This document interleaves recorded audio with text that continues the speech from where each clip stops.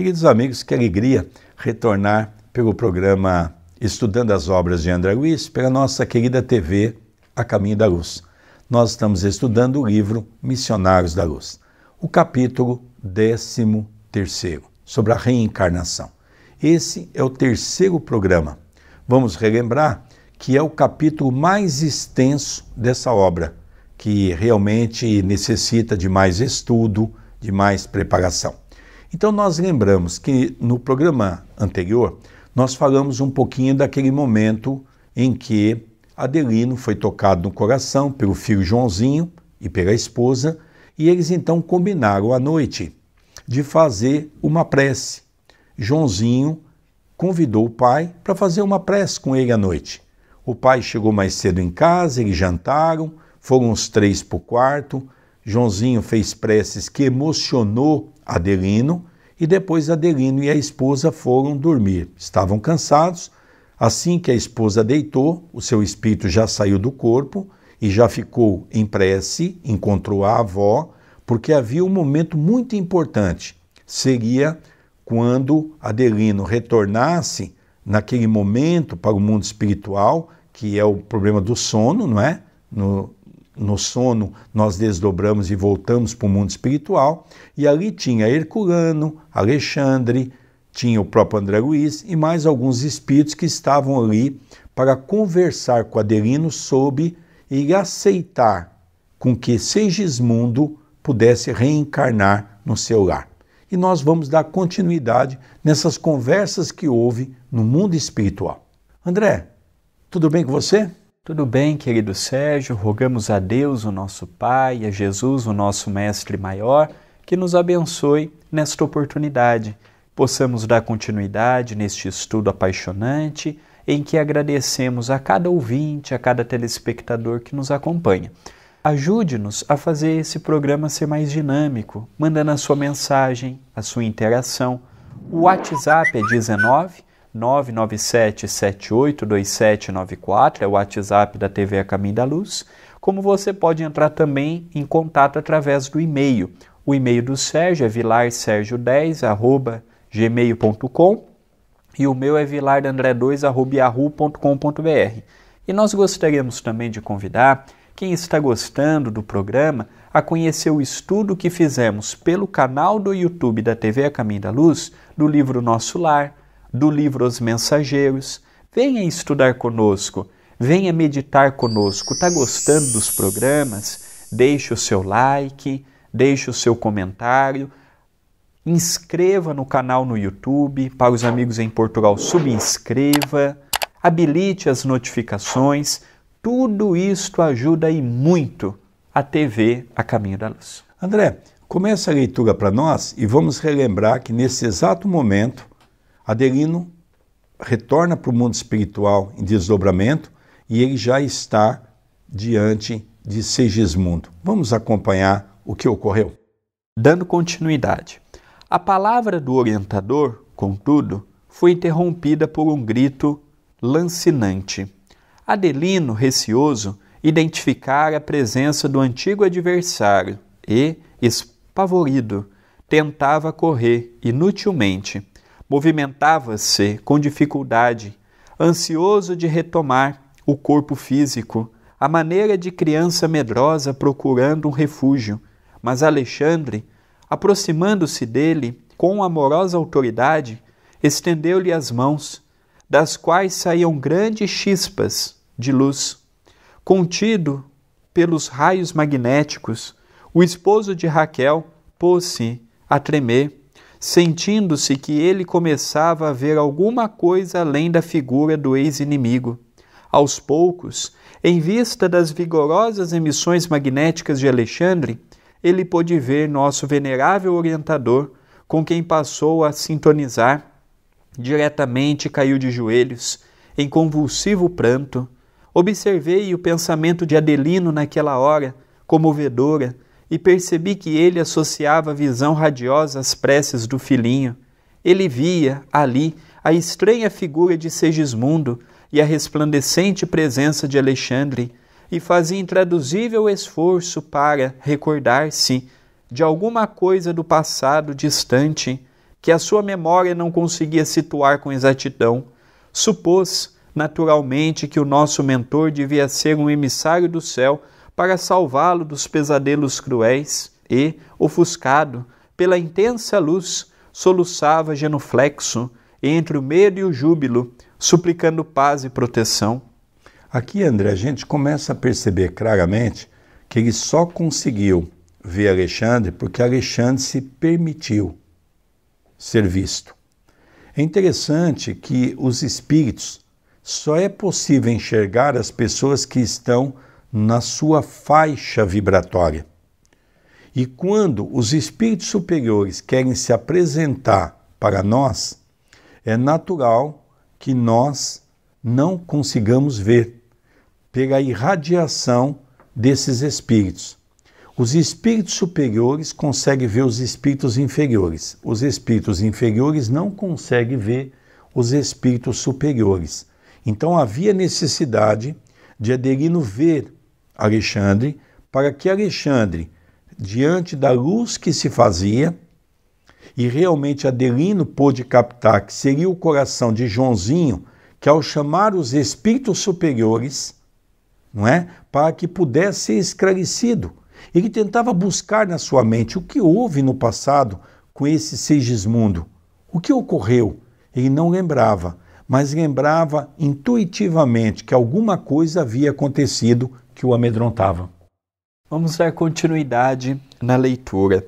O bondoso instrutor dirigiu-se para ele, com a serenidade de um pai carinhoso e experiente, e, levantando-o, exclamou: Adelino, guarda a paz que te trazemos em nome do Senhor.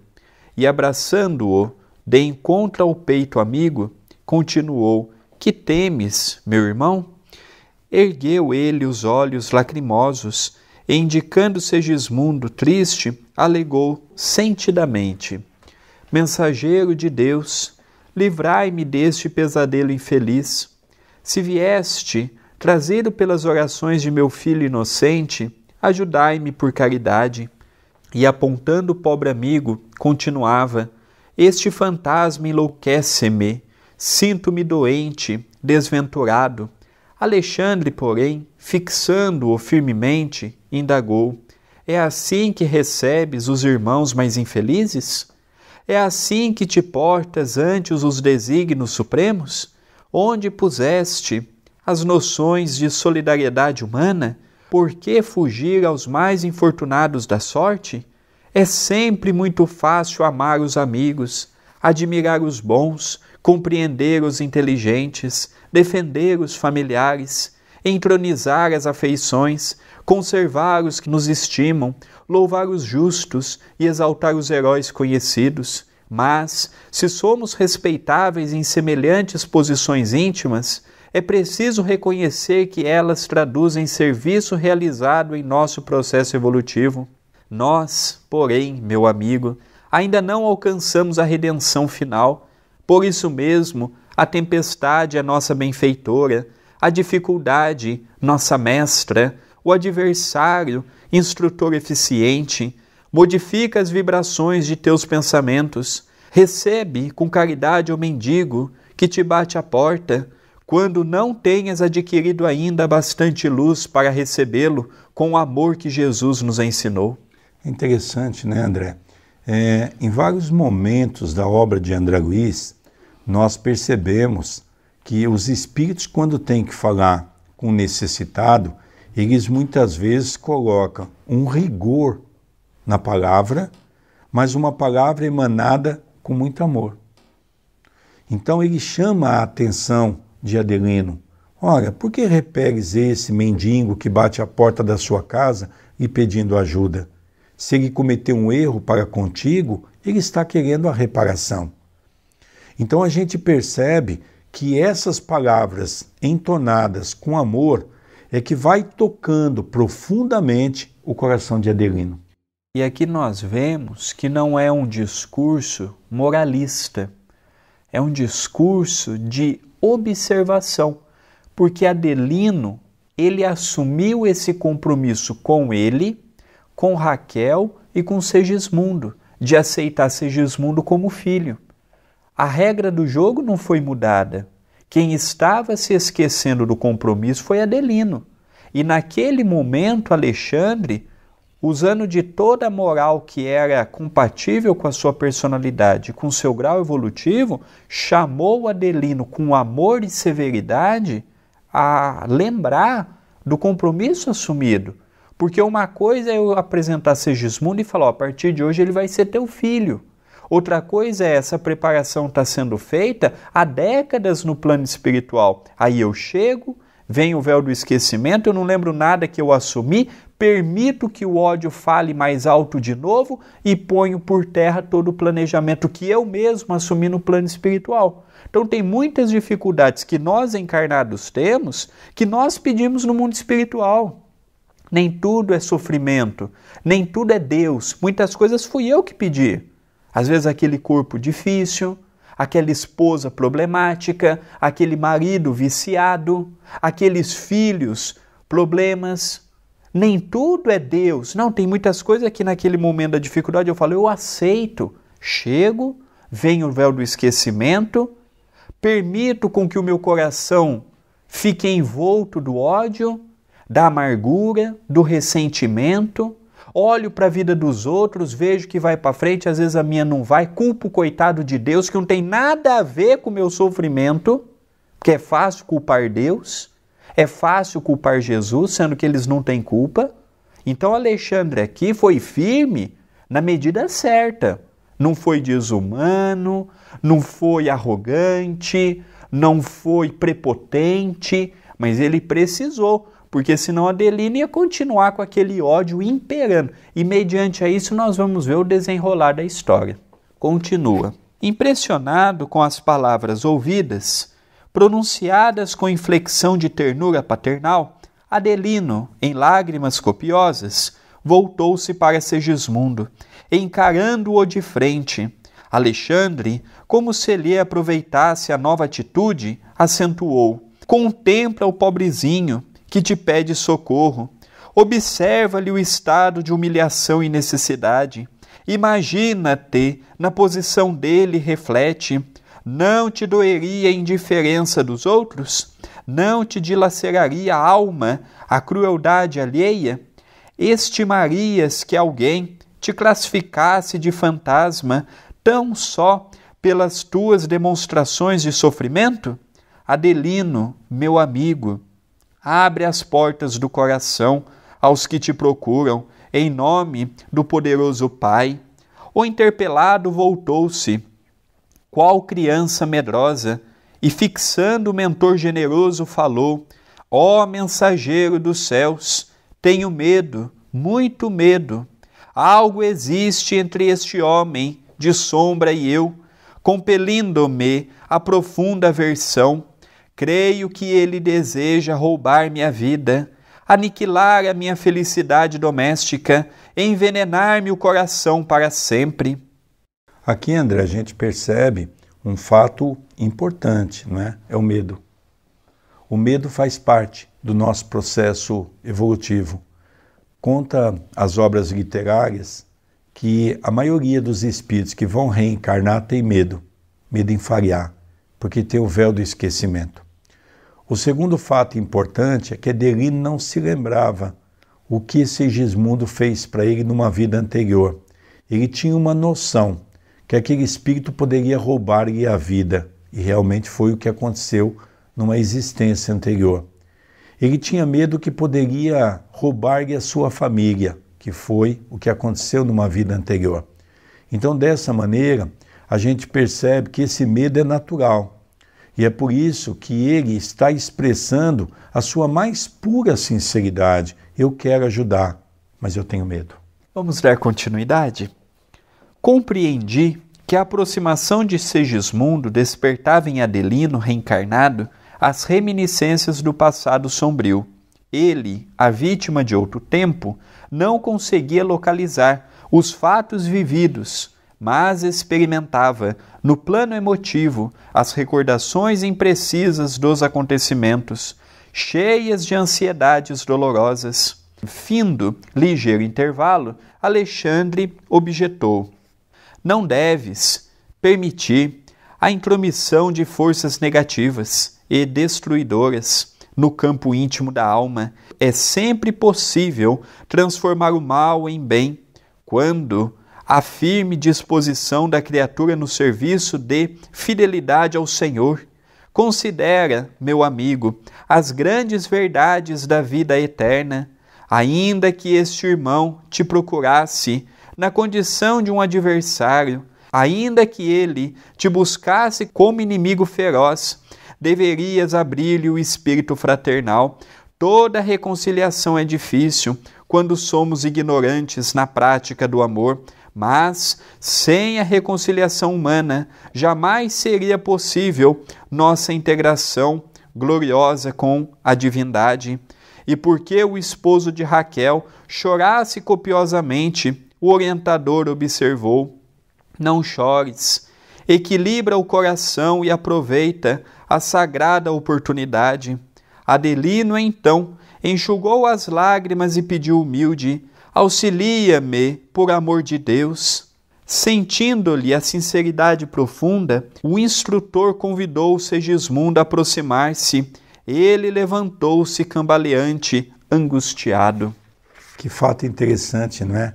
A gente começa a viajar nessas histórias de André Luiz e a gente começa a perceber a grandeza do trabalho da espiritualidade maior quando nós, ainda diante das nossas imperfeições, mas quando passamos a ter, por pouco que seja, a fé, o auxílio que esses espíritos possam nos dar. Vamos relembrar, André, que já há dias Adelino estava se reencontrando com Segismundo e não aceitava de maneira alguma chegar perto. Mas como houve uma intercessão do mundo espiritual e uma explicação do porquê havia necessidade dos dois se reencontrarem na busca da evolução aqui na Terra, começou então a tocar o coração de Adelino. E Adelino começa a perceber que aquela pessoa está regenerada. Ela quer também se modificar, ela quer também se regenerar ainda mais para alcançar juntos a evolução, já que eles se comprometeram numa vida anterior. Que coisa linda, André, quando nós somos capazes de abrir o nosso coração para receber essa ajuda. Sem dúvida, é uma narrativa emotiva que toca o coração e que procura colocar paz naqueles espíritos que há muito estavam com ódio, com rancor, por um equívoco de Segismundo no pretérito. Então não é fácil retornar, não é fácil Adelino aceitar Segismundo como filho. Fácil é imaginar que é fácil, mas só quem passa por esta situação tem ideia do quanto Adelino também está renunciando para que ele possa ter aquele que foi o seu algoz no ontem, na condição do filho no hoje. Continua. Amparando a ex-vítima, Alexandre indicou-lhe a figura do ex-assassino e apresentou: este é o nosso amigo Segismundo, que necessita de sua cooperação no serviço redentor. Estende-lhe as mãos fraternas e atende-o em nome de Jesus. Adelino não hesitou e, embora o grande esforço íntimo, visível à nossa percepção espiritual, apertou a destra do ex-adversário, fundamentalmente comovido. Perdoa-me, irmão, murmurou Segismundo com infinita humildade. O Senhor recompensá-lo-á pelo bem que me faz. O marido de Raquel fixou-o nos olhos, como a dissipar as derradeiras sombras do desentendimento, e redarguiu: disponha de mim, serei seu amigo. O ex-homicida inclinou-se respeitoso e beijou-lhe as mãos. O ato espontâneo de Segismundo conquistara-o. Não podia ser mau aquele espírito angustiado e triste, que lhe osculava as mãos com veneração e carinho. Foi então que viu um fenômeno singular. O organismo perespiritual de Adelino parecia desfazer-se de pesadas nuvens, que se rompiam de alto a baixo, revelando-lhe as características luminosas e radiações suavíssimas aureolavam-lhe agora a personalidade, deixando perceber a sua condição elevada e nobre. Interessante, né, André? O poder do perdão. É interessante também a nossa forma perispiritual. Isso aqui, na verdade, nós vamos encontrar na máquina Kircher, que naquela época estava sendo estudada ainda, mas que não havia comprovações legítimas, que é a nossa aura. Então ele percebeu que a aura estava uma aura pesada, escura. E quando ele, então, aceita Segismundo na condição de um necessitado, ele então faz com que a sua aura se transforme. A aura fica mais suave, o seu perispírito tem uma modificação. Então André Luiz pôde perceber que momento maravilhoso que era aquele, que é exatamente o que Jesus dizia para nós: reconciliar com os vossos inimigos enquanto estáis a caminho com ele. Diga de passagem, André, para quem gosta de ler o Novo Testamento, o único momento que Jesus pede pressa é nesse momento. Reconciliai com os vossos inimigos enquanto estáis a caminho com ele. E aqui nós vemos que o perdão ele é algo que tem que ser sentido. Eu não tenho que falar eu te perdoei, porque tem pessoas que falam eu te perdoei, eu te perdoo, e na verdade não perdoou.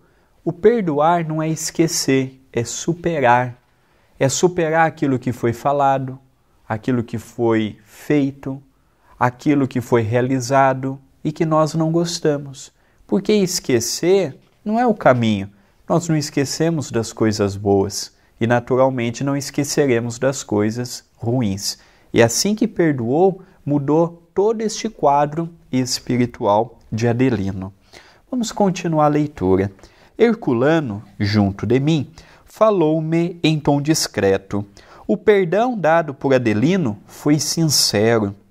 As sombras espessas do ódio foram efetivamente dissipadas. Louvado seja Deus! Alexandre abraçou as duas almas reconciliadas e renovou-lhes fraternais observações, repassadas de sabedoria e ternura.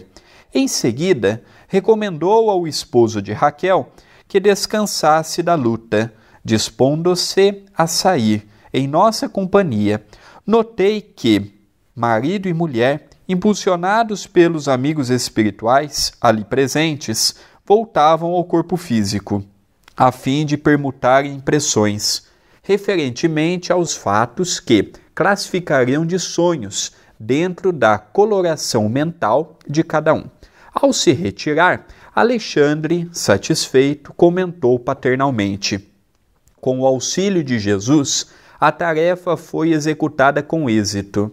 E, fixando Segismundo, acrescentou: creio que na próxima semana poderá iniciar o seu serviço definitivo de reencarnação. Acompanhá-lo-emos com carinho, não receia coisa alguma. Aqui é a preparação, né, André? Já começa então, já que houve um abraço fraterno entre os dois, Segismundo e Adelino, e os dois voltaram para o corpo agora, que é a esposa Raquel e também Adelino, e eles começaram então a falar, a tecer o comentário sobre a sensação que os dois tiveram em sonho, que é muito comum a gente ter também no dia a dia, e a gente relembrar alguma coisa daquilo que aconteceu, né, André? Vamos continuar a leitura. Enquanto Segismundo sorria, resignado e confiante, o orientador dirigia-se a Herculano, explicando-se.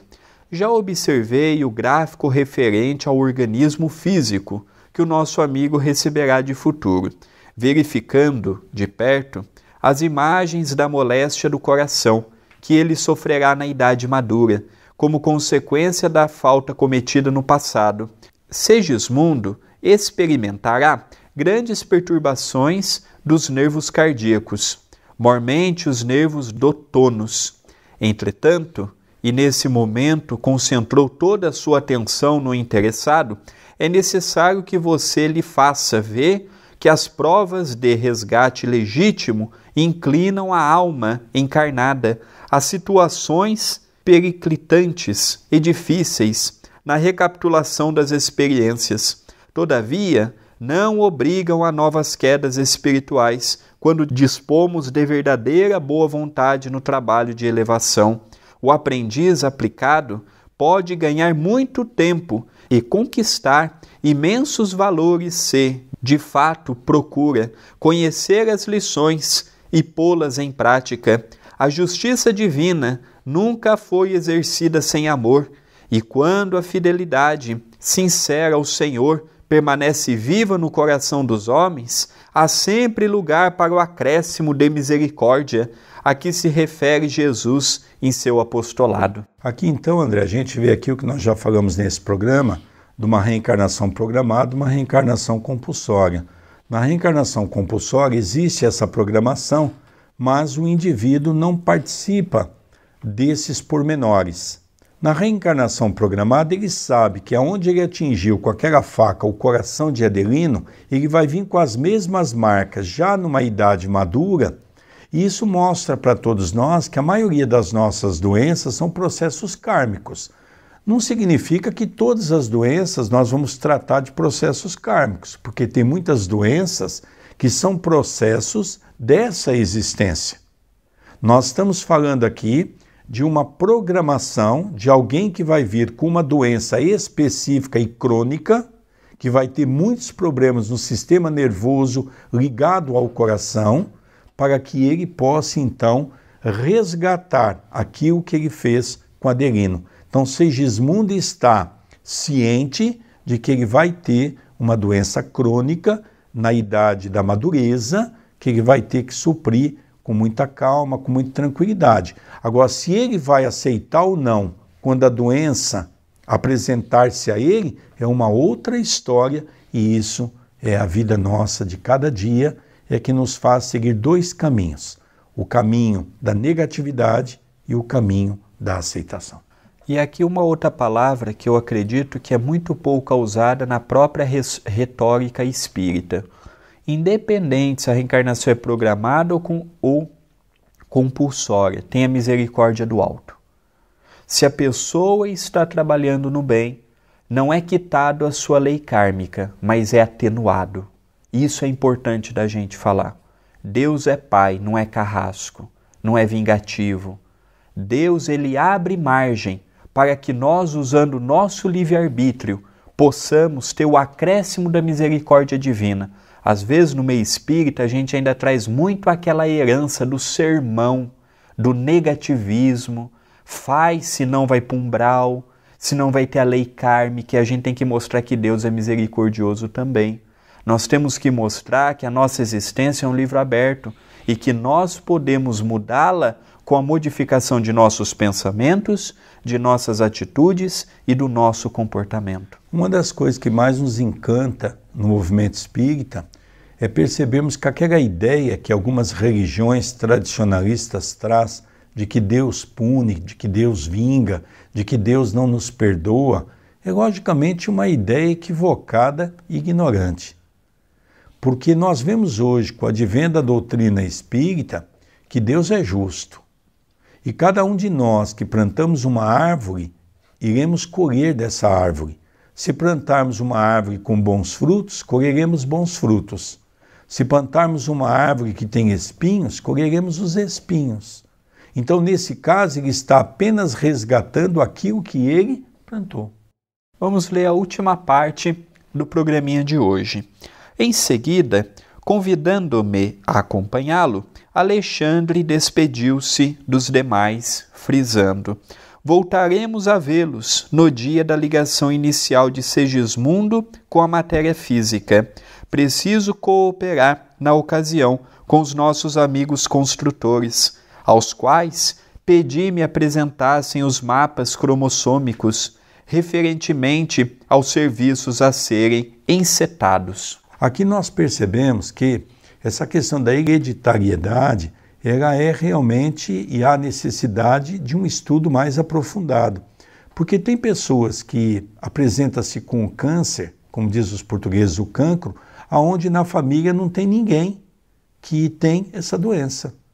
Então, quer dizer, começa a mostrar para nós essa questão de André Luiz. E existem famílias que vem altamente comprometida dentro de um processo de afinidade, onde todos passam a ter a doença. Mas que isso não é uma regra, como a ciência até pouco tempo atrás vinha mostrando para todos nós. Então aqui em 1944, 1945, com o advento dessa obra, André Luiz já veio mostrar para todos nós que a preparação dos mapas dos cromossomos, que é essa constituição do nosso corpo, é feita de acordo com a nossa necessidade. Então, cada um tem uma necessidade, e isso vem trazer um grande avanço para a ciência, sem sombra de dúvida, mostrando para nós que nem tudo é hereditariedade. É um capítulo apaixonante, como todo livro é. Se você está nos conhecendo agora, no capítulo 13º, veja a playlist com os demais capítulos, com os demais programas que constituem este livro. Eu e o Sérgio estamos estudando desde o prefácio de Emmanuel. É um aprendizado atrás do outro, estamos fazendo com calma, estamos vendo os pormenores. Venha estudar desde o início.